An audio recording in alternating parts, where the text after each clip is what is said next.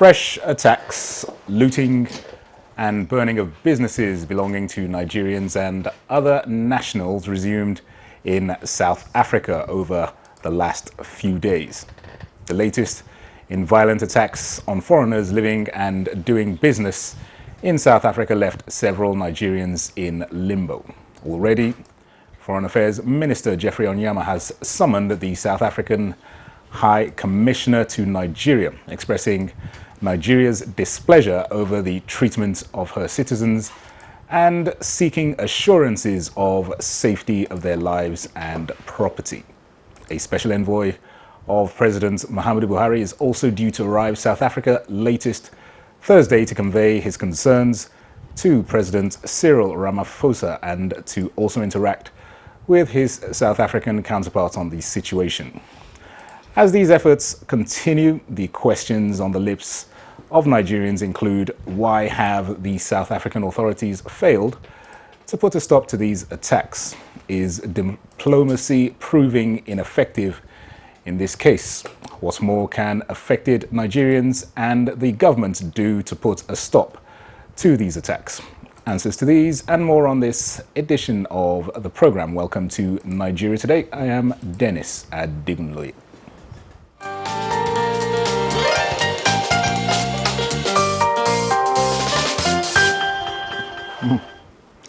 Now joining me to discuss the incessant attacks on Nigerians in South Africa is one of our regulars, Jide Ojo, a public affairs analyst. You're very welcome once again to Nigeria Today. My pleasure. Good evening, Nigerians. All right. And also joining us is Honorable Gloria Okolugbo, international relations analyst. You're also very welcome to the program. Thank you so much. Thanks for having me. All right. Let me come to you first, Gloria.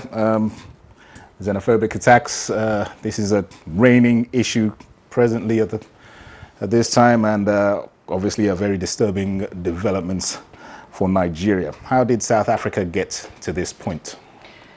I think the issue of xenophobia is one that's become so disturbing, and it's sad to find South Africa sinking really, really low to this point. This is South Africa that Nigeria invested so many lives, so many years getting to where they were. And in the last 10 years, I know we've been dealing with this issue of xenophobia. It stretched for as long as 10 years, if I can recall the first incidents. I know that we started speaking up about it about 9-10 years ago. And unfortunately, we keep speaking about it. We can't keep having a reactionary attitude towards it. We have to make sure we develop a proactive reaction to it, and our stance as a nation must be that will deter moving forward.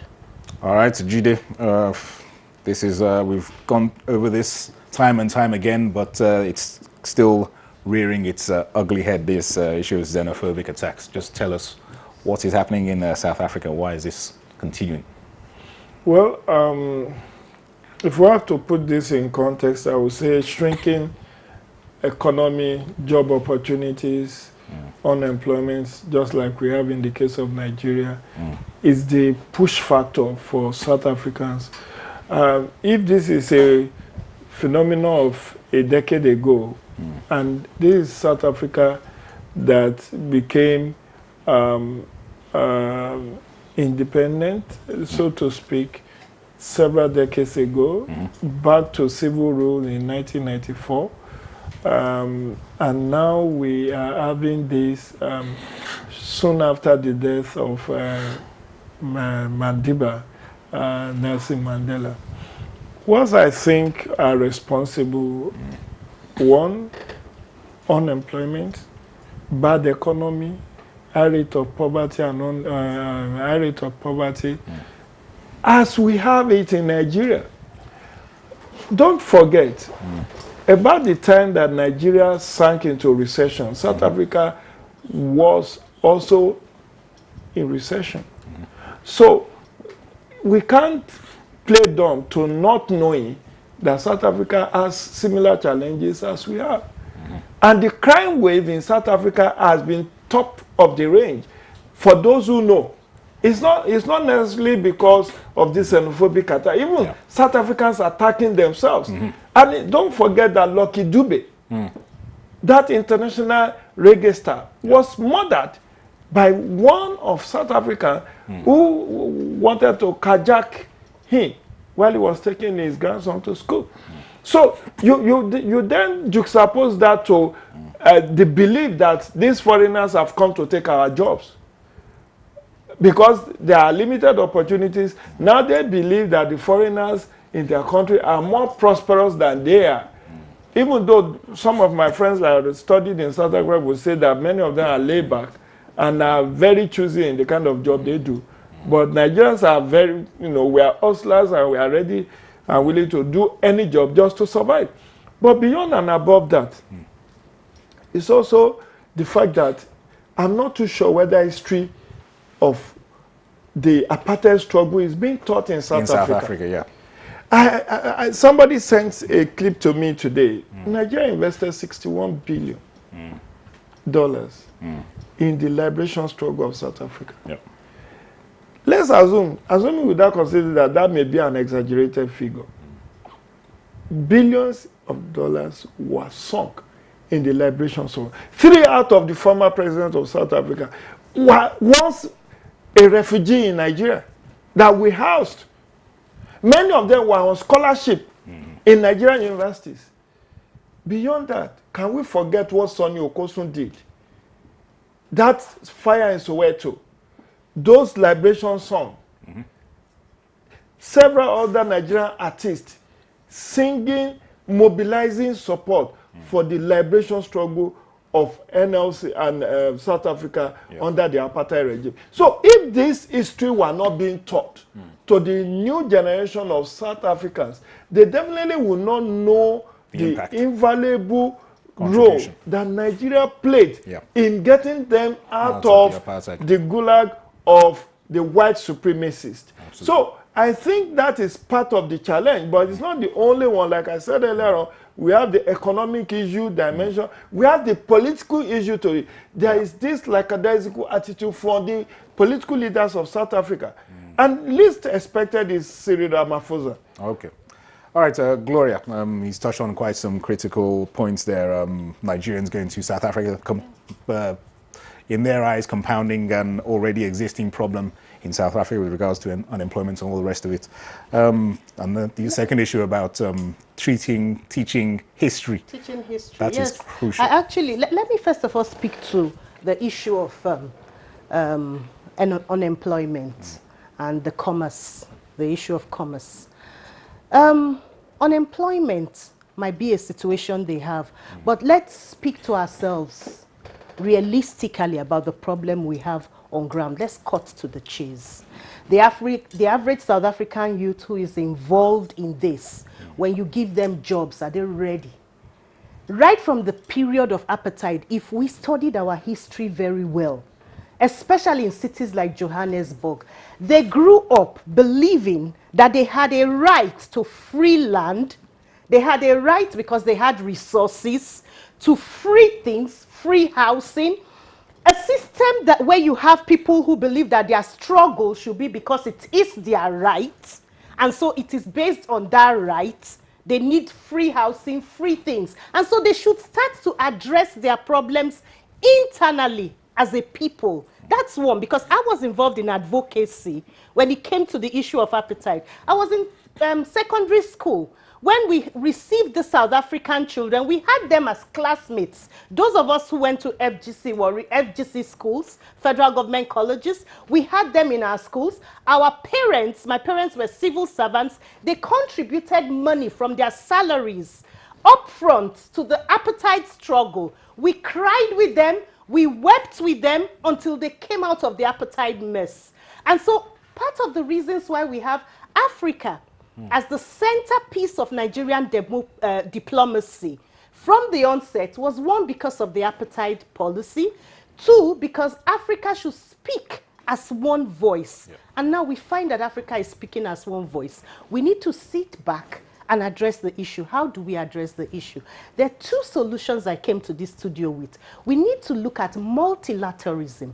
You act unilaterally when you are strong enough for deterrence that is compelling, that is severe enough, that has serenity, and you have the capability to follow through with everything that you say you are going to do.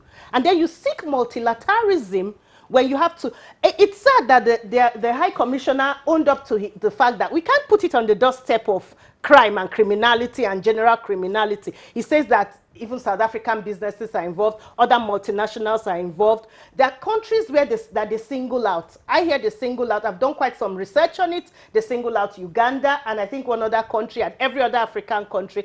Now we need to sit on top of this matter and look at how we can have multilateral action against South Africa, because we cannot continue hearing the rhetorics of, you know, we're doing something about it, and then we sit down and we feel helpless, and then we keep going on and saying we're talking about diplomacy. While we use diplomatic language comes in after you have positioned yourself first as a nation that should say to the people, you cannot continue to touch my nationals the way you like.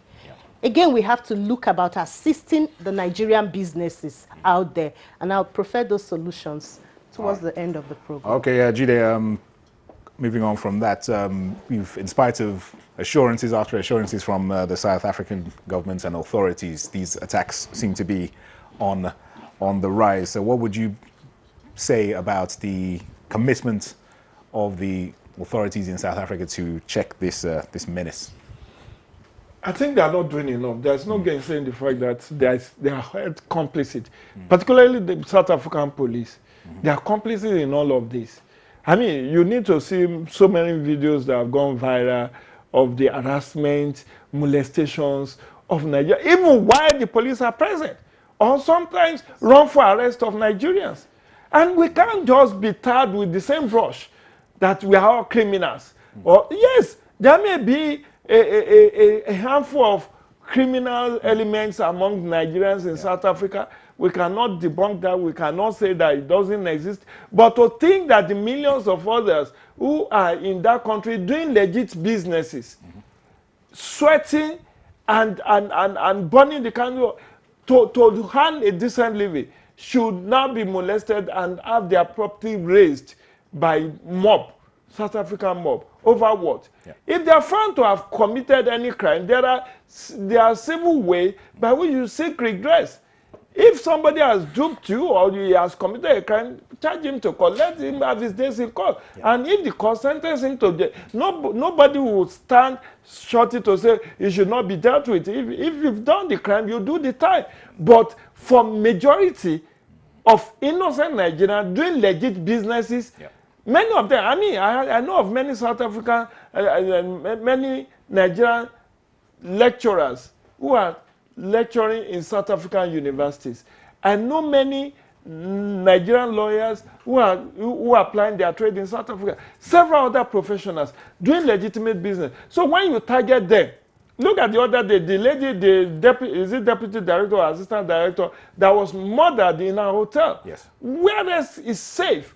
If you go for a conference and those are many safe in your hotel. You're supposed to be safe in your, and then somebody mysteriously murdered her, and until now we don't know the root cause of her death, and several others, artists, Nigerian artists who have, and the rip-off is just too much. Apart from this xenophobic attack, even in terms of criminal trade relations from South Africa, it needs to be very examined. Imagine NTM when they came to Nigeria, they were telling us per second billing is not doable, is not feasible, and all of that, until we have our own indigenous firm, GLOW, that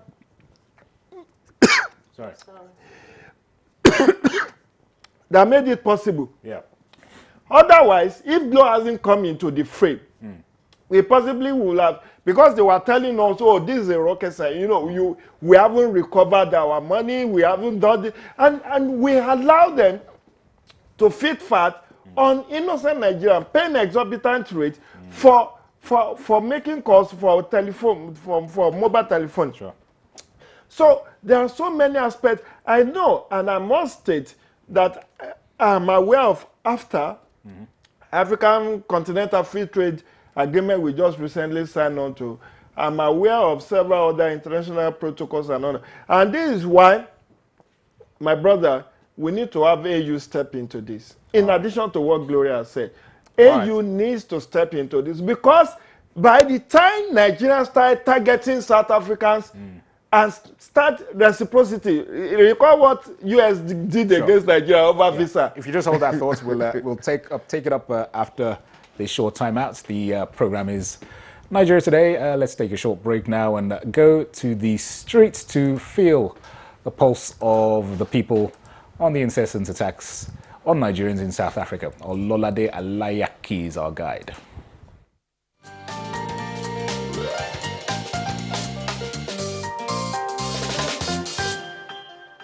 It ought not to be so that when others are in your country, they enjoy and the benefits you have in your own country, but the opposite side is not going well.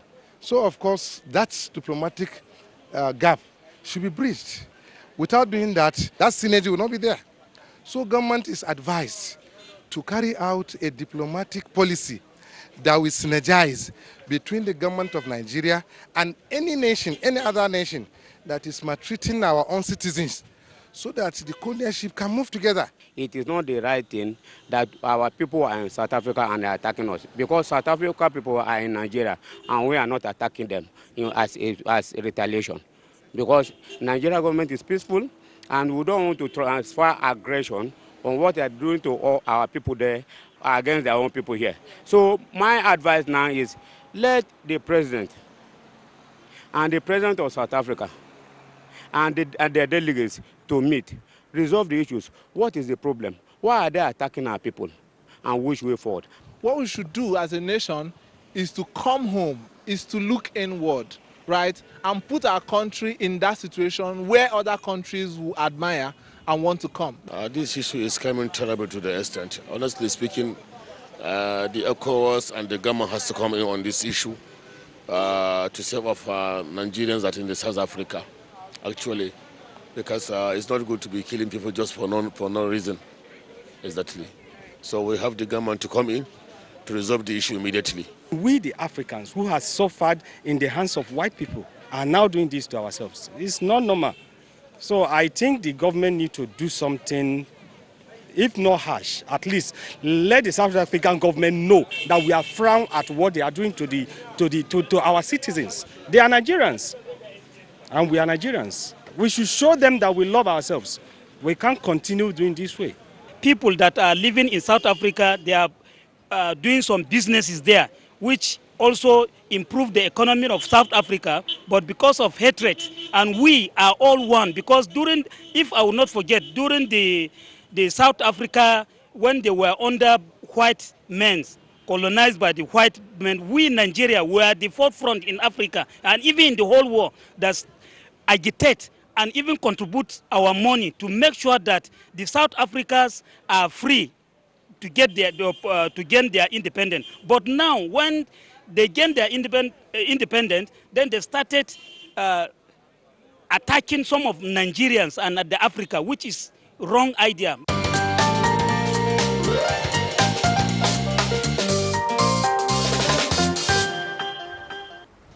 All right, welcome back. This is Nigeria Today, and we're discussing the incessant attacks on Nigerians in South Africa. Some members of the public giving their views there, and Gloria Okulugbo, international relations analyst, and Jide Ojo, public affairs analyst, are still with me in the studio.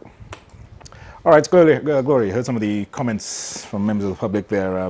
The first interviewee talked about diplomacy needs to be, improved upon between the two countries. Diplomacy, is that really an avenue that needs to continue to be pursued, or is there more drastic action? I think you touched on it earlier, but is there more drastic action that needs to be taken? Something we know about. We know we have diplomacy, but we have what we also call statescraft. So where we talk about diplomacy, we've had a very lovely, nice diplomatic stance. We have a foreign affairs ministry that has had a very friendly approach towards the South African issue. But unfortunately, you can't keep doing the same thing continuously and it's not working and you continue to do it. You must get on the drawing table. Number one, the country has to review and revisit its stance on its international policy. When you review that stance and you take out a position that says that Nigerian interest is our first priority, you send a clear signal to the international community. And then you don't just do that, you follow it through in policies that come thereafter. We used to have what we call an international Relations Advisory Council. I don't know whether it's still in existence. If it's still in existence, I want to use this avenue to call on Mr. President to revisit that council. When you're ill, you go to a doctor for drugs. When you need engineering services, you go to the engineer. At this point in time, we need the experts we have in this field to come up with a policy for government to pursue spiritedly, to take a proper position as a people, and we pursue this policy. That's the first thing I want to state. I'm glad that we have the Diaspora Commission as against the Foreign Affairs, because there were issues that came up with this is my purview or this is not my purview. Whether we like it or not, that is the political angle of it. Right now, we not only need a Diaspora Commission, we need a multilateral commission, multilateral relations commission, and we need to really look at, or maybe a component of that Diaspora Commission that will look at how we can organize the business interests of Nigerians outside the country into clusters that will be bigger and larger than individuals. Because if you look at the South African interests in Nigeria, they are divesting their personal interests in these businesses. Indeed, if you look at the history of MTN, it's said to be owned by a Zimbabwean who lived in South Africa. And there are some documents online that still state that it's still owned by him. So how, even if we were to say that the youths are retaliating, let's talk to our youths, because how is your retaliating on an MTN business center that might have a majority interest of a Nigerian in it? How will that affect the average South African who has done this to a Nigerian business that is from the sweat of a Nigerian trader? And so we must look at how we will support our businesses, our businessmen who are going out there to go beyond just portfolio business or individual interests that can just be snuffed out overnight, while we take some of these other drastic measures, which we can sit down as a people and say, look, this and this is how to pursue our foreign policy objectives as a nation.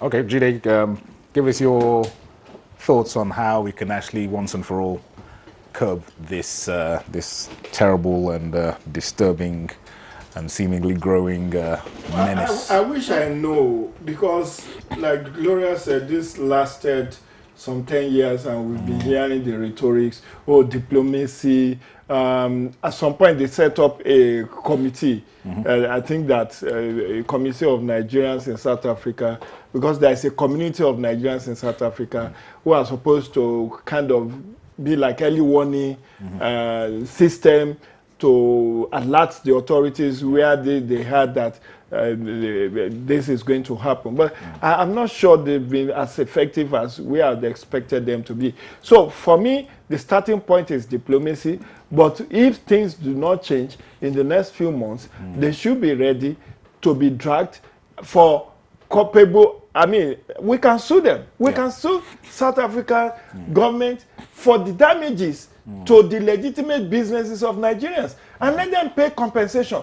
Because these people are registered businesses. They are not just selling vegetables on the streets. They are legitimate business, and you are liable for, even though this is perpetrated by your citizen, if you cannot apprehend those citizens, you can be taken to court. Maybe, I don't know whether it's international criminal courts can have jurisdiction on this. But something drastic has to be done, and within the purview of law. I will not support mob action, because like Gloria actually said, you can't eat South Africa by attacking their business interests in Nigeria. It's Nigerians that is profiting maximally, optimally from these businesses. So if you burn down the mast of MTN today, It's Nigerians Nigerians that will suffer more. that will suffer. All right, So Jide I Ojo. will not pursue that angle, but diplomacy and compensation for those who have been victims and proactive measures to preempt and prevent similar Further occurrences in the nearest future. Okay, Jide Ojo, public affairs analyst, thank you as always for your insight and comments on this topic. And also thanks to Gloria Okulubo, international relations analyst. Thanks also for gracing us with your presence today. All right, and to our viewer, thanks for watching. And remember, you can watch this edition or any other on our YouTube channel. On your screen, youtube.com/NTA News 24 Hub. Another edition will come by your way tomorrow. I am Dennis Adignoye. Bye for now. Thank you.